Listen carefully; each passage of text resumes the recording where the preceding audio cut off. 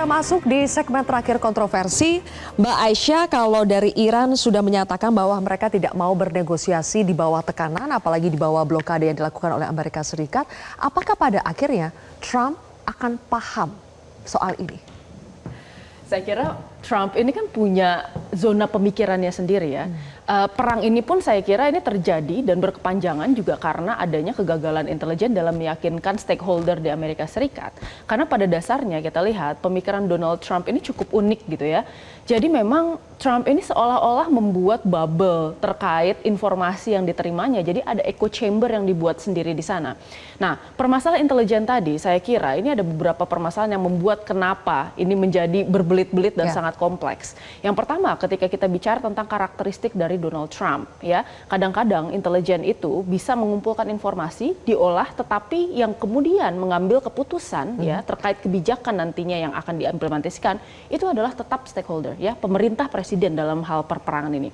Lalu yang kedua, kita bicara juga tentang kemudian unsur terkait karakteristik pemimpin Trump ya, bahwa Trump ini sangat percaya pada kemudian media televisi dan bahkan kemudian orang lingkar dalamnya pun itu echoing apa yang diyakinkan oleh Trump. Jadi tadi yang kita bilang ada echo chamber di sana yang kemudian menggaung gitu sehingga informasi yang diterima pun itu kadang-kadang itu sesuai dengan apa yang diinginkan gitu ya. Lalu yang ketiga ini bisa jadi ada sebenarnya faktor birokrasi juga bahwa sebenarnya Trump ini kan karakteristik yang selalu ingin disanjung dan disenangkan gitu ya. Jadi bisa kita kira kalau di Indonesia namanya ABS. Jadi apa yang kemudian sampai ke Donald Trump itu diseleksi oleh aide-nya yang ada di sekelilingnya menjadi sesuatu yang sebenarnya hanya diinginkan oleh Donald Trump dan itu kan membuat decision making yang ada di dalam Oval Office itu menjadi berantakan sebenarnya. Ditambah influence dari Israel, Mbak? Betul sekali. Saya kira Israel ini cukup menarik karena kita lihat sebenarnya Israel hubungannya dengan Amerika Serikat ini jauh lebih lekat dan lebih kompleks dibandingkan dengan hubungan Israel dengan Eropa.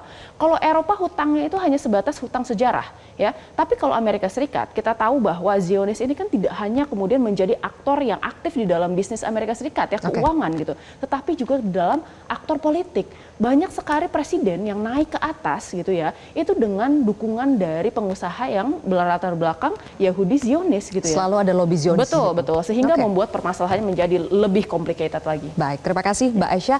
Pak Agung, berikan kami gambaran singkat soal perbedaan kekuatan Iran dalam memproduksi senjata. Kan dua-duanya sudah habis-habisan nih, Amerika dengan Iran. Kalau Irannya sendiri, empot-empotan juga nggak Pak? Iran tidak habis-habisan. Amerika habis-habisan alat untuk bertahan dan alat untuk penyerang dari udara. Habis-habisan kenapa? Dia masih punya banyak, tapi itu 50% sisanya untuk jatah di bagian lain dunia. Sekarang saya gambarkan ada satu aja mengenai rudal, mengenai drone. Iran itu menggunakan drone Shahid 136 pakai propeller, itu banyak sekali. Dan sekarang udah mulai menggunakan rudal Shahid 238 yang menggunakan jet, kecepatan 500 km per jam. Yang jet ini, itu mesinnya dibuatan dari China. China memproduksi mesin ini 1000 buah seminggu. Ya, dan itu sudah dikirim ke Iran. Iran bisa produksinya ya mungkin dia dengan cepat dia bisa merubah menjadi 500 seminggu.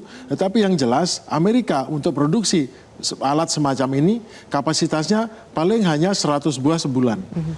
Nah, Iran sendiri bisa 500 rudal Shahid 238 dalam seminggu untuk merakit dan menyiapkan untuk terbang. Jadi bandingkan yang satu membuatnya 100 dalam sebulan, satu 500 dalam seminggu.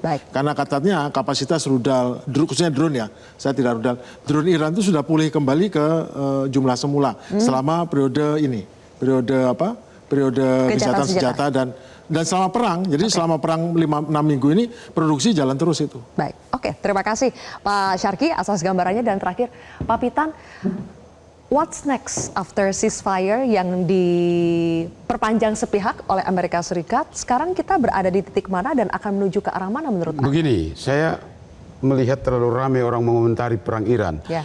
Tetapi sebenarnya yang lebih penting bagi negara kita adalah pelajaran apa yang kita bisa tarik dari perang ini. Jadi bukan saja kita komentari perangnya, tapi apa yang kita bisa tarik. Begini, ada beberapa catatan saya. Iran ini negara yang diembargo habis-habisan. Lebih dari 30.000 objek ekonominya kena sanksi, lebih dari 700 BUMN dan pengusahanya diblokir asetnya di luar negeri, 47 tahun disanksi. Tapi dia berhasil menghadapi tekanan, bahkan keroyokan dari asing. banyak negara lain yang tidak berada dalam tekanan, tidak berada dalam sanksi, tetapi tidak kuat menghadapi tekanan asing. Nah, Indonesia harus ambil pelajaran dari sini.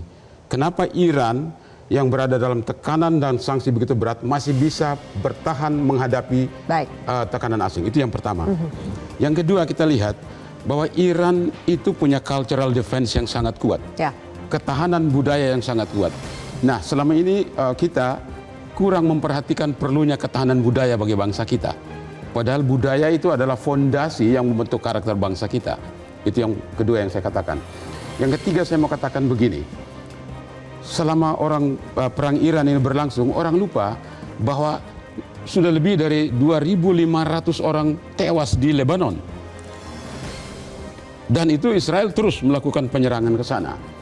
Padahal 14 April kemarin dan 23 April itu terjadi perundingan di Washington antara duta besar Lebanon, duta besar Israel, kemudian duta besar Amerika di Israel itu bertemu di Washington di State Department untuk membicarakan.